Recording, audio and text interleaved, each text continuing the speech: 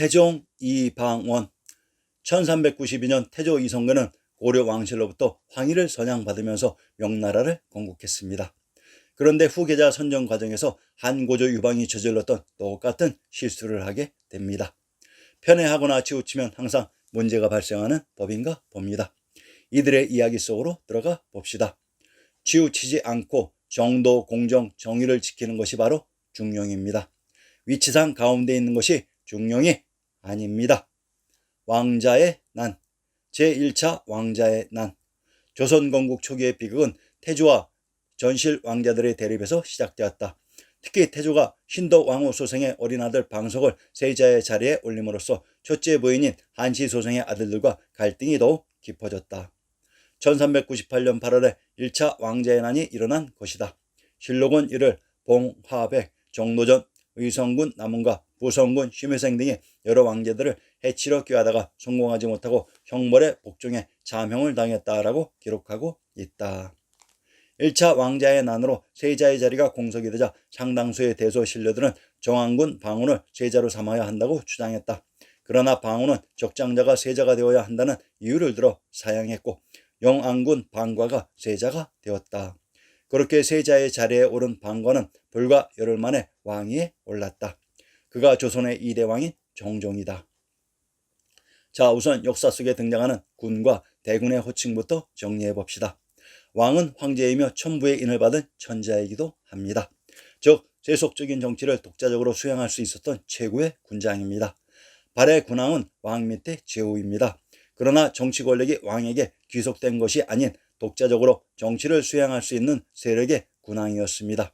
그리고 제후란 정치 권력이 왕에게 귀속되어 왕의 간섭을 받게 됩니다.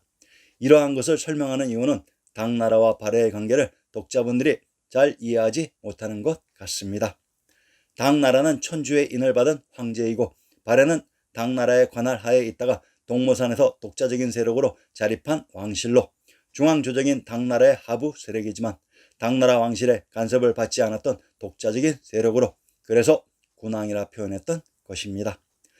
군은 중앙조정인 황제의 아들에 대한 칭호이고 대군은 황제의 형제에 대한 칭호입니다.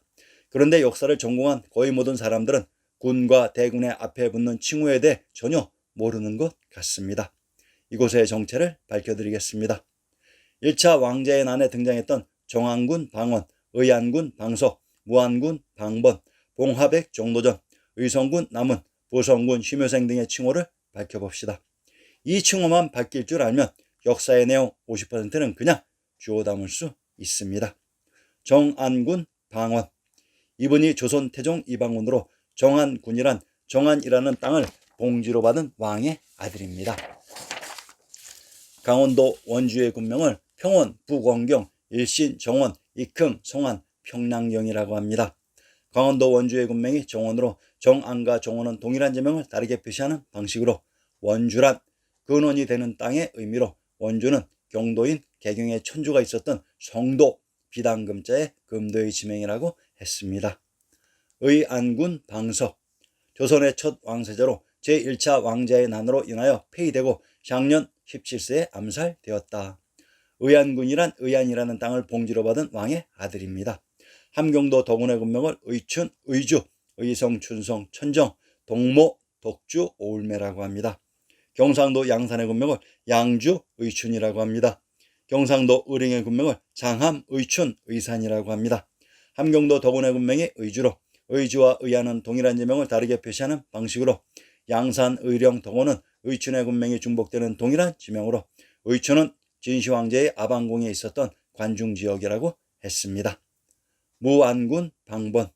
아버지는 태조이며 어머니는 신덕왕후 강씨이다. 1398년 8월 정한군 이방원이 이방석의 세자 책봉과 정도전 일파의 병권 형하게 반대하여 주동한 이른바 제1차 왕자의 난 때 세자 이방석과 함께 피살되었다. 1406년 8월 공순군의 시호를 받았다.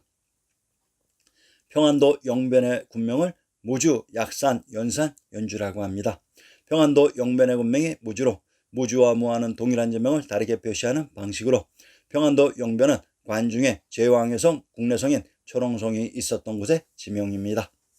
봉화백 정도전.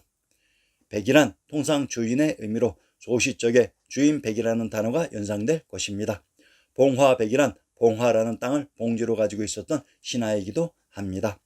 경상도 봉화의 군명을 봉성옥마라고 합니다. 전라도 구례의 군명이 구찰의 봉성이라고 합니다. 경상도 삼가의 군명이 삼기기산 봉성이라고 합니다. 경상도 봉화의 군명 봉성은 관중의 제왕의 성, 한성, 국내성, 금성의 이름이라고 했습니다. 의성군 남은 의성이란 의안과 의주에 있었던 성입니다. 의안군 방석은 이 지역을 봉지로 가지고 있었던 것이며 남은은 의성 고을성의 수령이었던 것입니다. 부성군 심효생 부평 부안에 있었던 성이 부성입니다. 인천의 부평의 군명을 주부토, 장제, 수주, 계양, 길주, 안남이라고 합니다. 경기도 과천의 군명을 부림, 부안, 과주라고 합니다. 부평의 군명 길주는 천주가 있었던 곳의 지명이라고 했습니다. 1차 왕자의 난 발생 시 정도전, 남은, 심효생 등이 남은의 첩집에 모여 술을 마시고 있었다고 했습니다. 즉 이들 3인이 봉지로 있었던 곳이 서로 가까이 위치되어 있었던 것으로 의안군 방석의 신복인 이들 3인을 지근거리에 있었던 정안군 방언이 기습 공격했던 것입니다. 정종 자는 광원, 휘경, 초명 방과이다. 태조의 둘째 아들로 출생했다. 조선 개국 뒤 영안군에 책봉되었다. 방과는 권력을 지향하는 기질이 아니었기에 태조 이후 왕자의 난으로 발생한 풍파를 겪지 않았다. 1398년 제1차 왕자의 난이 일어난 결과로 쇠자로 책봉되었다. 이성계는 조선 개국 후 둘째 부인인 신덕 왕후 소생의 방석을 쇠자로 삼았다. 정종은 정도전 등의 견제를 받아 다섯째 아들인 방언과 함께 개국 공신에서 제외되었다. 결국 이것이 원인이 되어 1차 왕자의 난이 일어났고 이후 방언의 비호로 쇠자에 책봉된 후 왕위에 올랐다. 정종이 황제가 되기 전 봉지로 받았던 영안군의 지명을 살펴봅시다. 개성부의 고적을 인용합니다. 영안성, 개성현 서쪽 강위에 토송이 있으니 이름이 영안성이다 라고 했다. 영안이라는 지명이 개성에 포함되었던 것입니다. 영안과 영주는 또한 동일한 지명을 다르게 표시하는 방식입니다. 경상도 영천의 군명을 영주, 익양, 임고, 영양, 고을이라고 합니다. 경기도 남양의 군명을 당성, 익주라고 합니다. 전라도 익산의 군명을 금마, 익주라고 합니다. 경상도 영천의 군명이 영주로 익주와 익양은 동일한 지명을 다르게 표시하는 방식으로 경기도 남양, 전라도 익산, 경상도 영천은 익주와 익양이 중복되는 동일한 지명으로 경기도 남양의 군명 당성이란 이것이 천황님이 계셨던 탕구투인 경주이기도 합니다. 정종 방과의 봉지 영안이 개경에 있었던 것입니다.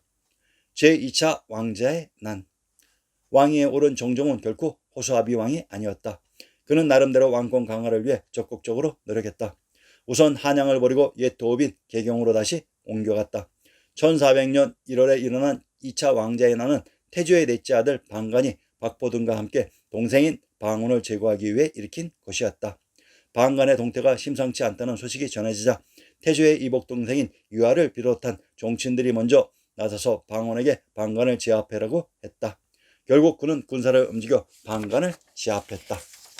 회안대군은 고려 말기의 문시이자 조선 초기의 왕자이다. 본관은 전주희 씨이며 이름은 방관, 시호는 양희, 호는 망우당이다. 2차 왕자의 난의 주인공 방관은 정안군 방언의 바로 윗 친형입니다. 방관이 봉지로 받았던 회안의 지명을 살펴봅시다.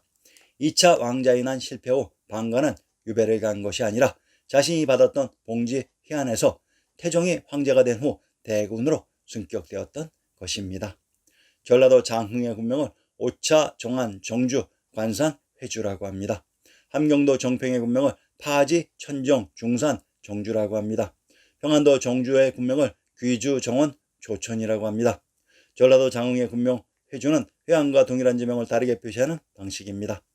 장흥, 정평, 정주는 정주의 군명이 중복되는 동일한 지역으로 평안도 정주의 군명 귀주는 김수랑의 무대 귀성을 포함하는 지역으로 관중 지역에 봉지를 가지고 있었습니다. 태종 이방원, 권력의 속성을 잘 알고 실행했던 인물이 조선 태종 이방원으로 명조선의 기반을 다진 인물입니다. 황제 등극과 공신 숙천. 태종은 고려 조선의 문시이자 조선의 제3대 임금이다. 왕자 때 받은 작호는 정안군, 종안공이고 묘호는 태종이다. 태종은 왕권의 안정과 강화를 위해 자신을 등극하게 만들어준 공신들을 유배 보내거나 처형했다. 이러한 태종의 노력이 바탕이 되어 당대와 다음인 세종 때에는 조선이 정치적 안정과 문화적 군사적 발전을 이루게 될 수 있었다.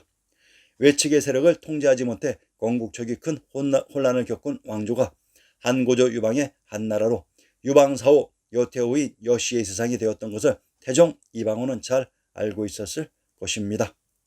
황위선양. 태종의 장남 양녕대군은 왕세자인데도 학문연마를 게을리하고 자유분방한 활동을 좋아했다. 태종은 1418년 8월 10일에 옥새를 충녕에게 넘긴 뒤 수강궁으로 물러났다. 왕위를 거두어달라는 청을 거절함으로써 왕위를 물려주고 상왕으로 물러났다. 1422년 5월 10일 천달방 신궁에서 세종, 양녕대군, 효령대군 등 아들들과 후궁 및 그 자식들 그리고 신하들이 애통해 하는 가운데 56세를 일기로 승하하였다. 일찍이 왕권을 물려준 태종은 줄곧 세종의 왕권 안정을 위해 노력하다가 승하한 것이다. 재위한 지 17년 10개월 만의 일이었다. 태종 이방원이 황희를 선양하고 기고한 수강궁과 승하한 신궁의 지명을 밝혀봅시다. 수강궁, 경도의 궁궐을 인용합니다. 장경궁, 창덕궁 동쪽에 있다. 옛날에 수강궁의 터로서 송화괴묘의 송정이 정희왕후와 인수왕대비와 안순왕후의 상궁을 위해 세우다라고 했다. 창경궁이 옛날 수강궁의 터라고 합니다. 그리고 창경궁은 창덕궁 동쪽에 있다고 했습니다. 그런데 수강궁이 경도의 궁궐에 나오는 것이 수상합니다. 태익지는 창덕궁에 있었고 창덕궁이 있었던 곳이 정조대왕의 무대였던 관중의 북경 화성이었다고 했습니다. 그러면 태종 이방원이 황희를 세종에게 물려주고 기고했던 곳이 바로 관중의 한성 국내성에 있었던 북경이었던 것입니다. 신궁. 태종이 승하하신 신궁은 신주 신안에 있었던 궁궐로 경상도 성주의 군명이 신안이라고 합니다. 신안과 신도는 동일한 지명으로 한양장안의 관중지역을 신도라고 했습니다. 태종 이방원은 개경인 서울에서 한성인 한양인 관중으로 천도하신 분입니다. 그런 그분이 계셨던 수강궁과 신궁은 당연히 경도인 서울이 아니라 한양장안의 관중에 계셔야 말이 되는 것입니다. 한양과 서울의 일치와 조작을 위해 태종 이방원이 계셨던 수강궁과 신궁이 모두 경도인 서울로 조작되었던 것입니다.